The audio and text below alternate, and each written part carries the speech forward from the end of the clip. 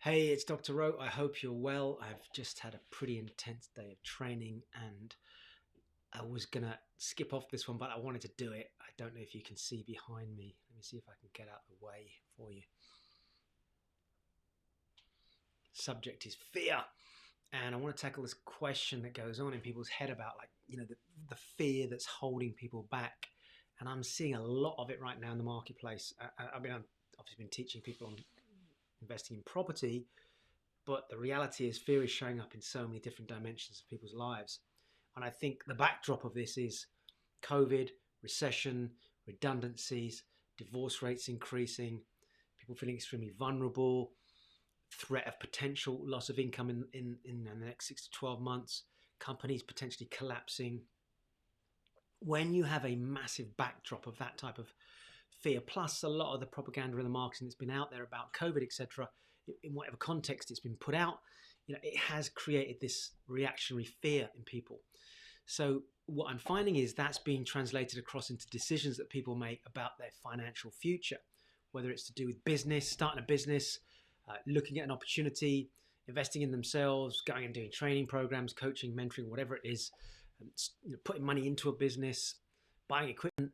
It's like, oh my gosh, and people are just locking down. So I just want to give you a couple of considerations. If you're in that headspace, or you've got somebody or a partner that's in that headspace, you might want to show them this. Let me just pull this up. I made some notes. Just it's there. It's somewhere. I think it's on the screen. There it is next to me here. So for anyone, really, I mean, this genuine message for anyone, really, anyone that's in a situation where you're feeling a fear. First thing to consider is fear of what? What is exactly that you are fearful of? Fear is a liar. I mean, fear is one of the biggest liars out there. It will often throw stuff at us that gets us questioning about what, and most people are afraid of something that isn't even tangible. They're thinking about it. They miss their breakfast, their dinner. They get distressed. They disconnect from people. They have nightmares about it. They can't sleep about something that may or may not happen in the future. So the first thing I get people to do if I'm coaching them or working with them is I go, right, look, exactly what are you afraid of? Your fear of, is it fear of rejection, fear of losing money, fear of something not working out? So you've got to be really very, very, very clear. So number two is, first of all, question number one is fear of what? So say it out loud. Get a pen and paper and write it down. Okay, this is my to-do list thing. But you get a journal and you go, right, okay, so what is your fear? And just, I'm afraid of this. And write it down in the words that are coming through you. I think this is one of the most powerful processes I take people through is like word for word, exactly. Because I'll look at the words and I can pick out from those words and start to work on what's an emotion attached to that word. So be specific. I'm afraid that if I go and do, we've had people this weekend, I want to put money in, I want to get into property, but I'm afraid to do a course. Why?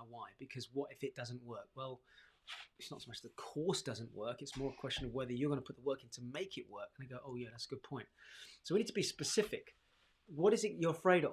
If I invest this, what if I don't get the return? What if I lose money? What if I look stupid to people? Because we need to capture that out. And then we zone in and we go, right, okay, apart from that, what else are you afraid of? This. Apart from that, what else are you afraid of? This. Apart from that, what else are you afraid of? And we normally get down to the hub of it, or the nub or whatever they say is, the core of it. And you go, okay, that's the problem there. At which point, having done that and started to look at that, I'll throw a counter question in. And you might want to consider this as a self-reflective question. If you don't do this, if you don't make this investment in yourself, you don't go and do this course or buy this business or invest in this property, but whatever it is, trade the stock market, whatever you're looking at doing but you're afraid of doing. If you don't do this, you're going to stay on the same trajectory. That's it. Going in this direction and you saw an opportunity, somebody offered you an opportunity, you're looking for an opportunity. If you don't take that opportunity and change direction and go there, which is where you want to get to, and you carry on going down this route here, what are the consequences? That's it. What do you mean? Well, why is it you started looking over there? It's like relationships. Why did you decide to go and look at that or that? Why did you get distracted? Is there something that you're not happy about here? Why? Why did you look over there? If you don't go over there and take that on and learn this or invest in yourself or buy whatever it is or start that business. If you don't do that, bang, bang, bang, bang, bang, you're going to head down the same road, and that same road may not be the road you want to be on. It's the consequence conversation that we have to have. And if people go, no, I don't want to carry on down that road, I just weigh it up, right? So fear of that versus the benefits of that. So now we go, okay, well, if I do that, what are the benefits?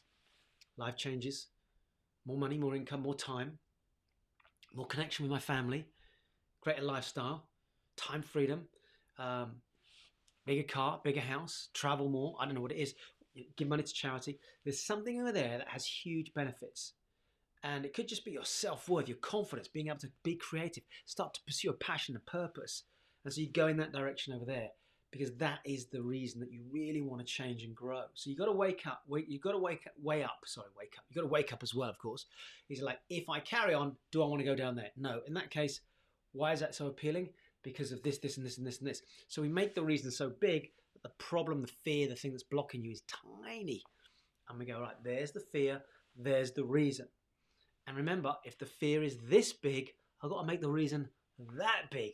So when I look all the way up there and I look at all the benefits, suddenly I go, so where was that fear that I had? Oh yeah, it's all the way down. Oh, there it is.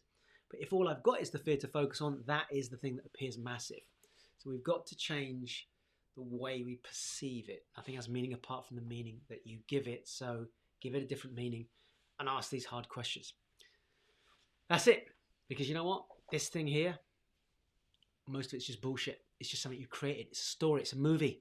You keep repeating it again and again, and let's just destroy it and move in a different direction. That's it for now. There's lots of other tools we can use, but I want to leave you with that because actually it is as much an intellectual conversation as an emotional conversation. So what are you afraid of? Be specific, write it down, and look at it and go, really? And then ask yourself the question, how can I overcome it? And then I start looking at people around me that can support me, serve me, who's been through that, how did they overcome it? And then what if I don't do this? I carry on down the same route. But if I do make a change, look at the benefits. How can I get to there? Who and what do I need to have around me in order to make this happen? That's it. Have a great day.